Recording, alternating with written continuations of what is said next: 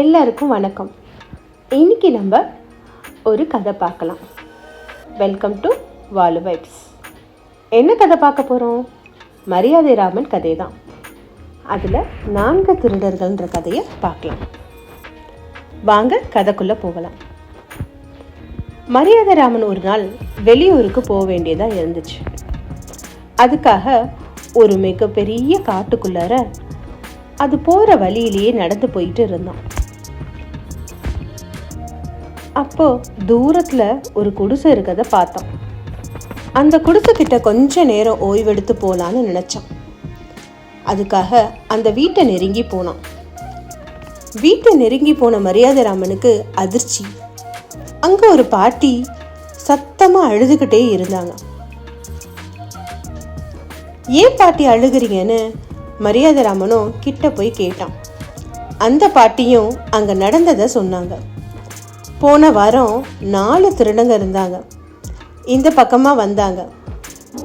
அவங்க கையில அவங்க கொள்ளடிச்ச பணமும் நகையும் நிறைய இருந்துச்சு. அதையெல்லாம் ஒரு பானையில போட்டு என்கிட்ட கொடுத்து பத்திரமா வச்சுக்க சொன்னாங்க. அதே நேரத்துல நாங்க 4 பேர் வந்து கேட்டா மட்டும்தான் அந்த பானையை கொடுக்கணும்னு சொன்னாங்க. அவங்க அந்த பக்கம் அடிக்கடி வர்றதுனால அந்த பாட்டியும் அந்த பானையை வாங்கி வச்சுக்கிட்டதா சொன்னாங்க. ஒரு நாள் அவங்க 4 பேரும் எய்தாப்புல இருக்கிற மரநிழல்ல படுத்து ஓய்வெடுத்துக்கிட்டு இருந்தாங்க. அப்போ அந்த பக்கமா ஒரு முயல் வந்துச்சு. அதை பிடிச்ச 4 திருடர்களும் ஒரு பானை இருந்தா அதுல போட்டு சூப்பு வைக்கலான்னு முடிவு பண்ணாங்க. இது எதுவுமே எனக்கு தெரியாது. அதனால என்கிட்ட பானை வாங்கிட்டு போகிறதுக்காக ஒரு திருடனையும் அனுப்பியிருந்தாங்க. ஆனால் அந்த திருடன் புத்திசாலித்தனமாக முயல் சமைக்க பானை கொடுங்கன்னு கேட்காம நகையும் பணமும் வச்சிருக்க பானையை கேட்டான். ஆனால் 4 பேர் வந்து கேட்டால் தானே பானையை கொடுக்க சொன்னீங்கன்னு நானும் கேட்டேன். அதுக்கு அந்த திருடன், நாங்கள் 4 பேரும் தான் வந்திருக்கோம், அங்கே பாருங்க மரத்தடியில் மற்ற 3 பேரும் ஓய்வெடுத்துட்டு இருக்காங்க, எந்திரிச்சு வர சோம்பேறி பட்டுட்டு என்ன வாங்கிட்டு வர சொன்னாங்க, நான் போய் அவங்கள்ட்ட கொடுத்துட்றேன், வேணும்னா அவங்க கிட்ட கேட்டுக்கோங்கன்னு சொன்னான். நானும் அவங்கக்கிட்ட கேட்டேன். அவங்களும் என்ன பண்ணாங்க, பானையை வந்து கொடுத்து விடுங்கன்னு சத்தமாக சொன்னாங்க. அதை கேட்ட நானும் சரின்னு அந்த நகை பணம் இருக்கிற பானை ஒன்று அவனுக்கு எடுத்து கொடுத்தேன். அதை வாங்கின அவன் பின் வழியாக ஓடி போயிட்டான். அதை பார்த்த மற்ற 3 பேரும் என்கிட்ட வந்து சண்டை போட ஆரம்பிச்சிட்டாங்க. நாங்கள் சூப்பு வைக்கிறதுக்கு தானே பானை கேட்டோம், நீங்கள் ஏன் அந்த நகையும் பணமும் இருக்கிற பானையை அவன்கிட்ட கொடுத்து விட்டீங்கன்னு என்னை திட்டுனாங்க. எனக்கு எப்படி தெரியும் அவங்க சூப்பு வைக்க தான் கேட்டாங்கன்ட்டு. ஆனால் இப்போ அந்த 3 திருடங்களும் அந்த நகைக்கும் பணத்துக்கும் ஈடான பொருளை என்கிட்ட கேட்குறாங்க. எனக்கு எப்படி அவ்வளோ நகையும் பணமும் கிடைக்கும்? நான் எப்படி அதை திருப்பி தர முடியும்?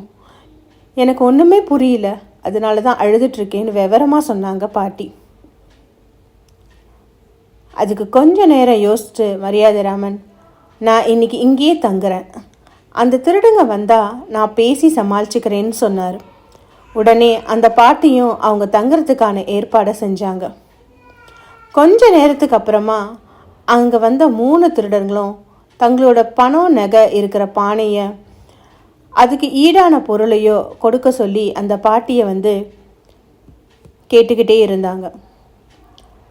அங்கே இருந்த மரியாதை ராமன் சொன்னார், உங்கள் பானை எங்கேயும் போல இங்கே தான் இருக்குது. ஆனால் நீங்கள் என்ன சொன்னீங்க, 4 பேரும் வந்து கேட்டால் தானே கொடுக்கணும்னு சொன்னீங்க, அதனால 4வது ஆளை கூட்டிகிட்டு வான்னு சொல்லி அந்த 3 திருடர்களுக்கும் சொன்னார்.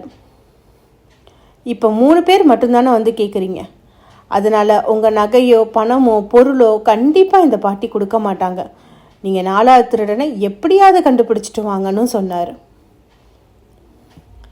அதை கேட்ட 3 திருடர்களும் அந்த 4வது திருடன் செஞ்ச தப்புக்கு இந்த பாட்டி என்ன பண்ணுவாங்கன்னு அவங்க தப்பை உணர்ந்தாங்க. அப்போ தான் மரியாதை ராமன் சொன்னார், என் கூட வாங்க, அந்த 4வது திருடன் எங்கே இருக்கான்னு நான் கண்டுபிடிச்சி தரேன்னு சொன்னார்.